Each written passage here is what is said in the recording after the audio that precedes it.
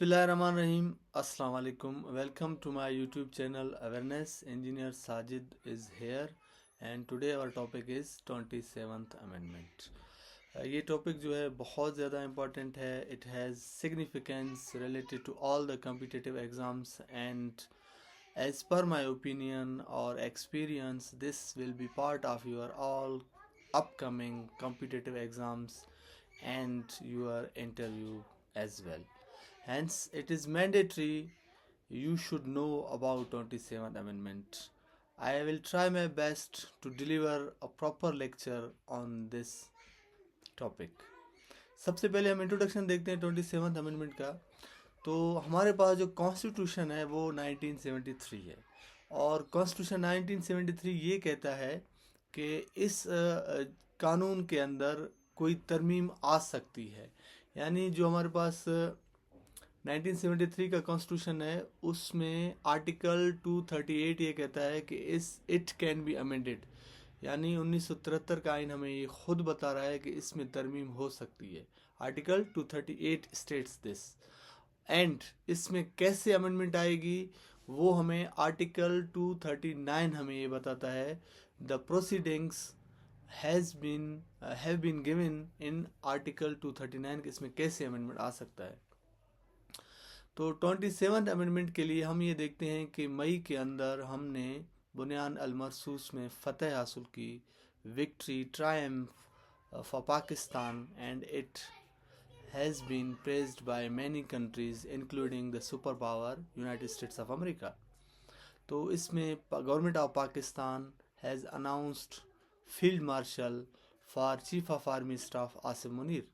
तो इस चीज़ को आइन का हिस्सा बनाने के लिए एक अमेंडमेंट लाना ज़रूरी था. इसके साथ साथ चूँकि हमने ये देखा है द हिस्ट्री टेल्स दैट और history reveals that India and Pakistan have been in conflicts. That's why there should be a proper mechanism. तो इसके लिए चीफ ऑफ डिफेंस फोर्स इसमें बनाया गया. और इसके बाद हम देखते हैं कॉन्स्टिट्यूशन मैटर्स को डील करने के लिए फेडरल कॉन्स्टिट्यूशन जो है ना वो बनाया गया. फिर हम ये देखते हैं कि इसके ऊपर ना दो क्रिटिकल एनालिसिस हो सकते हैं. वन, क्रिटिक्स सपोर्ट करते हैं इसको, ये आपको याद होना चाहिए, और सेकंड जो है इसको अपोज करता है. तो there are two schools of thoughts. As far your knowledge you must know both the critics. तो हम वन बाय वन इसको डिस्कस भी करेंगे. तो ये मैंने आपको थोड़ा सा इसका बैकग्राउंड दे दिया. हम देखते हैं कि इसमें 59 क्लासेस में अमेंडमेंट्स की गई है. यानी 59 प्रोविजंस हैं इसके अंदर. और ये 13 नवंबर 2025 को जो है पास किया गया. Number 1, establishment of federal constitution court. Article 175. सबसे पहले हम ये देखते हैं कि आर्टिकल 175 के अंदर तरमीम की गई. सुप्रीम कोर्ट के बाद एक नई अदालत ऐड की गई जिसको हम कॉन्स्टिट्यूशनल कोर्ट कहते हैं. यानी फेडरल कॉन्स्टिट्यूशनल कोर्ट FCC बनाया गया. आर्टिकल 175 ये कहता है.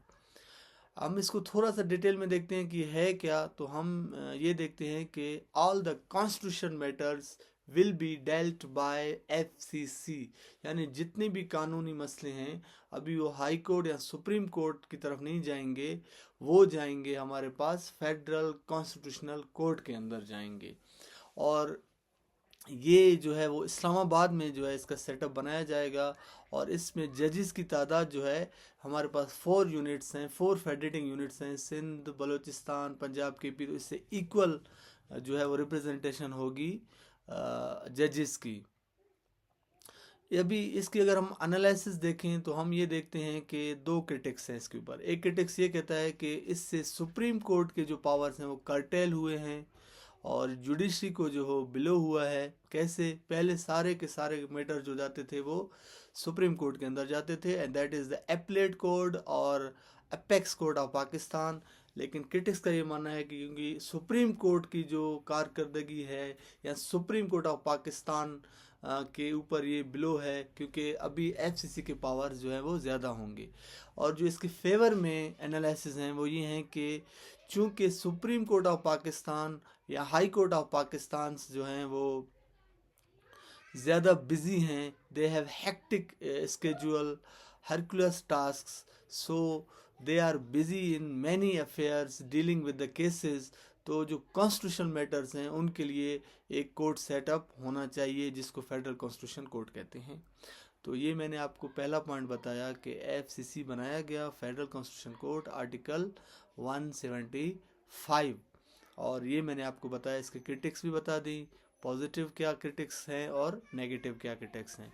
नेक्स्ट हम चलते हैं, इसमें आर्टिकल जो है वो 179 ये कहता है the decision of federal constitutional court will be binding on all the courts in Pakistan. यानी जो फेडरल कॉन्स्टिट्यूशन का फैसला होगा वो सारे कोर्ट्स के ऊपर, हाई कोर्ट और सुप्रीम कोर्ट के ऊपर क्या है, बाइंडिंग है, इसको फॉलो करना मैंडेटरी है। ये हमें 27th अमेंडमेंट में जो है वो कहा गया है। तो इसके ऊपर हम क्रिटिक्स देखते हैं, एनालिसिस क्या है। एनालिसिस ये कहते हैं कि इट मीन्स कि supreme court is no more supreme, it means constitutional court is supreme instead of supreme court of Pakistan. और इसके जो फेवर में क्रिटिक्स हैं, एनालिसिस ये कहते हैं because the constitutional matters they are very important and they have a significance in Pakistan, hence it is necessary that all courts should follow or should be binding under FCC। तो ये इसके ऊपर critics थी। फिर हम ये देखते हैं जो FCC के जजेस की जो एज है वो 68 ईयर्स है। For your knowledge, high court 62 है, सुप्रीम कोर्ट 65 है और फेडरल कॉन्स्टिट्यूशन कोर्ट जो है 68 रखा गया है। इसके ऊपर भी क्रिटिक्स ये कहते हैं कि चूंकि 68 ज़्यादा है तो इसमें पॉलिटिकल इन्फ्लुएंस और जो है वो पार्शियल बाइस्ड या बाइसनेस हो सकती है, क्योंकि जजेस चाहेंगे कि वो फेडरल कॉन्स्टिट्यूशनल कोर्ट में जाएं ताकि उनकी जो दौरान मुलाजमत है उसमें इंक्रीज़ हो। इसके अलावा जो फेवर करते हैं इस पॉइंट को, क्रिटिक्स ये कहते हैं चूँकि आपको एक टेन्योर मिलना चाहिए 65 या 66 ईयर्स में जब आप FCC में जाते हैं, तो बजाय 6 महीने या साल के you have ample time to look after, to oversight और surveillance all the constitutional matters. तो ये इसके पॉइंट हैं। नेक्स्ट हम ये देखते हैं आर्टिकल 184। आर्टिकल 184 में लिखा हुआ था सुमोटो नोटिस, यानी अदालत के पास ये इख्तियार था कि वो अज खुद नोटिस ले सकती थी। 27th अमेंडमेंट में इस बात को ओमिट किया गया है, ओमिशन ऑफ आर्टिकल 184 क्लास 3। इसमें जो सुप्रीम कोर्ट का चीफ जस्टिस था उसके पास इख्तियार था, वो किसी भी मैटर को बग़ैर किसी ने अपील किया था तो उसके लिए नोटिस जारी कर सकता था। इसको अज खुद नोटिस कहते हैं, लेकिन इसको क्या किया गया है, अभी ओमिट किया गया है कॉन्स्टिट्यूशन के अंदर। तो ये था हमारे पास article 184, omission of suo motu notice. फिर हम देखते हैं कि हमारे पास जो है वो आर्टिकल 186 ये कहता है कि अभी प्रेसिडेंट ऑफ पाकिस्तान जो है उसको ये इख्तियार है कि वो कोई फ़ैसला सुना सकता है बग़ैर जो सुप्रीम कोर्ट के चीफ जस्टिस हैं उससे इजाज़त लेने की। हम पहले आर्टिकल 184 की अगर हम बात करें जिसमें जो है वो सुमोटो को ओमिट किया गया है, क्रिटिक्स मैंने आपका दो हैं, या तो आप फेवर करेंगे या इसके अगेंस्ट जाएंगे। इसके फेवर में ये कहा जाता है क्योंकि पाकिस्तान में जुडिशल एक्टिविज़म बहुत ज़्यादा रही है। इसके लिए मैं आपको मिसाल देता हूँ, जस्टिस मुनीर के जो डॉक्ट्रिन ऑफ नेसेसिटी है उससे ये चीज़ स्टार्ट हुई थी। जो तमीज़ुद्दीन केस था फेडरल जो है ना गवर्नमेंट के ख़िलाफ़, तो वहाँ से ये चीज़ स्टार्ट हुई थी। हम देखते हैं कि जुडिशल एक्टिविज़म बहुत ज़्यादा पाकिस्तान में रही है, तो इसको कर्टेल करने के लिए ये ज़रूरी था कि आर्टिकल 184 सुमोटो नोटिस को क्या किया जाए, ओमिट किया जाए। इसी तरह जो इसके अगेंस्ट लोग ये कहते हैं कि सुप्रीम कोर्ट को as a check and balance, जैसे कि मोंटेस्क्यू थ्योरी है हमारे पास सेपरेशन ऑफ पावर की, उसके लिए ये ज़रूरी था कि कोई अथॉरिटी होती, कोई पावर होती जो गवर्नमेंट के जितने भी जो मैटर्स हैं, जो सीरियस नेचर के मैटर्स हैं, उनको लुक आफ्टर करने के लिए, सर्विलेंस के लिए सुमोटो नोटिस ज़रूरी था। ये अगेंस्ट जो है ना एनालिस्ट इसके अगेंस्ट हैं, उन्होंने ये बात कही है। फिर हम ये देखते हैं कि जो आर्टिकल 186 था, प्रेसिडेंट जो है ना अभी एडवाइस नहीं लेगा सुप्रीम कोर्ट से किसी मैटर में, तो इसके ऊपर भी क्रिटिक्स ये कहते हैं कि जो इसके फेवर में है वो ये कहते हैं क्योंकि पार्लियामेंट जो है सुप्रीम है, कॉन्स्टिट्यूशन जो है वो लेजिस्लेटिव बॉडी बनाती है, वो सुप्रीम है, तो सुप्रीम कोर्ट का हर्डल इसमें आता था, तो it is necessary to omit such things for the proper delivery services और to run the affairs of businesses of the state. On the other hand हम ये देखते हैं जो क्रिटिक्स ये कहते हैं कि इससे क्या हुई, पॉलिटिसाइज्ड हो गई चीज़ें, और जो है वो अथॉरिटी प्रेसिडेंट के पास जो है वो ज़्यादा चली गई। फिर हम नेक्स्ट देखते हैं कि जो ट्रांसफ़र ऑफ जजेस हैं, प्रेसिडेंट को इख्तियार हासिल है कि वो जजेस को जो है वो भी ट्रांसफ़र कर सकता है, और ये जो है आपके आर्टिकल 200 में ये लिखा हुआ है। तो इसके ऊपर भी दो क्रिटिक्स हैं हमारे पास, जिसको फेवर करते हैं और अगेंस्ट हैं। फेवर वाले ये कहते हैं क्योंकि बाज़ मैटर्स ऐसे होते हैं जिसमें सर्विस डिलीवरी काफ़ी जो है ना वो लेट हो जाती है, जिसको हम कहते हैं justice delayed is justice denied, तो वो शायद इससे इम्प्रूव हो जाएगी। और इसके अगेंस्ट जो एनालिसिस हैं वो ये कहते हैं कि चूँकि प्रेसिडेंट के पास जब इख्तियार मिल जाएगा और अगर कोई जज अपनी मर्ज़ी के बगैर ट्रांसफ़र हो रहा है, तो उसको बाद में जाके जुडिशल कमीशन ऑफ पाकिस्तान और सुप्रीम जुडिशल कमीशन का सामना करना पड़ेगा और शायद उसको इस्तीफ़ा भी देना पड़े। तो ये इसके अगेंस्ट जो हैं वो क्रिटिक्स कहते हैं। फिर हम नेक्स्ट ये देखते हैं कि आर्टिकल 248 में एक अमेजिंग अमेंडमेंट की गई है, वो ये है कि no criminal proceedings against the sitting president of Pakistan and chief of forces. तो इससे पहले 248 आर्टिकल पहले भी मौजूद था, इम्यूनिटी हासिल थी, कोई क्रिमिनल प्रोसेस इनिशिएट नहीं हो सकता था प्रेसिडेंट ऑफ पाकिस्तान और गवर्नर्स के ख़िलाफ़ अगर वो सिटिंग यानी कि उनका इनकम्बेंट थे, वो अपने कुर्सी पर मौजूद थे और उनके टेन्योर पूरे होने के बाद क्रिमिनल प्रोसीडिंग स्टार्ट हो सकती थी। लेकिन आर्टिकल 248 में ये कहा गया है कि आपके जो चीफ ऑफ फोर्सेस हैं, चाहे एयरफोर्स है, नेवी है या आपकी मिलिट्री है, उनके जो हेड्स हैं उनके ख़िलाफ़ लाइफ टाइम इम्यूनिटी हासिल है, उनके ख़िलाफ़ कोई क्रिमिनल प्रोसीडिंग्स नहीं होंगी। सेम जो है आपके जो प्रेसिडेंट ऑफ पाकिस्तान हैं उनके ख़िलाफ़ कोई भी केस इनिशिएट नहीं हो सकता लाइफ टाइम के लिए।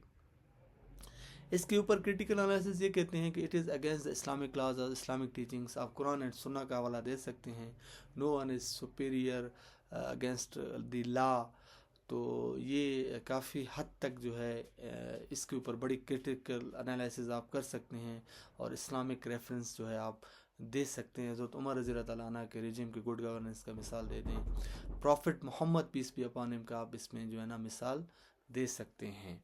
तो ये था हमारे पास आर्टिकल 248। फिर हम ये देखते हैं आर्टिकल 233 में एक ओहदा था जिसका नाम था chairman joint chief of staff committee. Chairman joint of staff committee Shamshad साहब होते थे।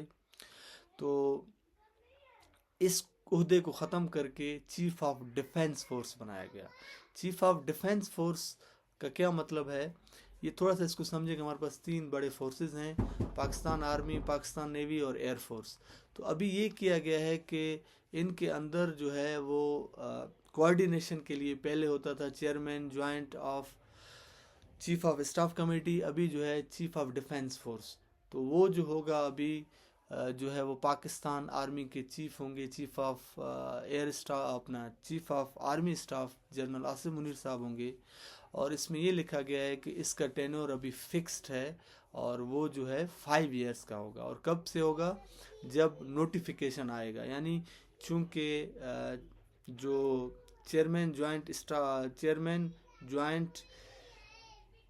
चीफ ऑफ जो है कमेटी मौजूद हैं, जब वो रिटायर हो जाएंगे तो नोटिफिकेशन आएगा चीफ ऑफ डिफेंस फोर्स का, तो उनकी मुद्दत जो है वो 5 साल रखी गई है।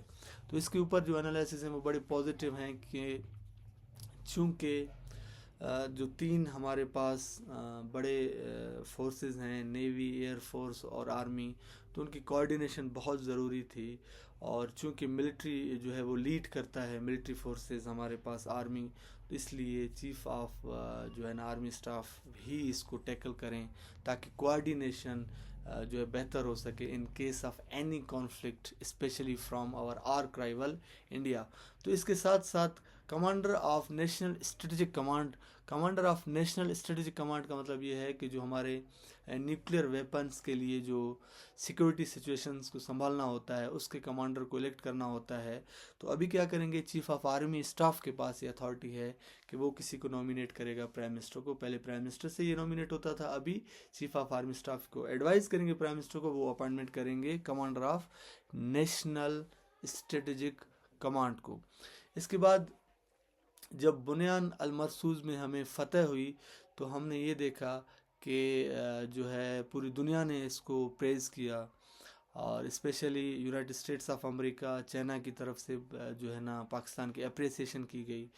तो गवर्नमेंट ऑफ पाकिस्तान ने इसको आइन का हिस्सा बनाते हुए फील्ड मार्शल जो है डिक्लेयर किया आइन के अंदर। पहले भी डिक्लेयर कर दिया था जब हम जो है ना वार जीत गए थे इंडिया के ख़िलाफ़, इंडिया को शिकस्त देने के बाद, लेकिन अभी क्या है, it became the part of our constitution.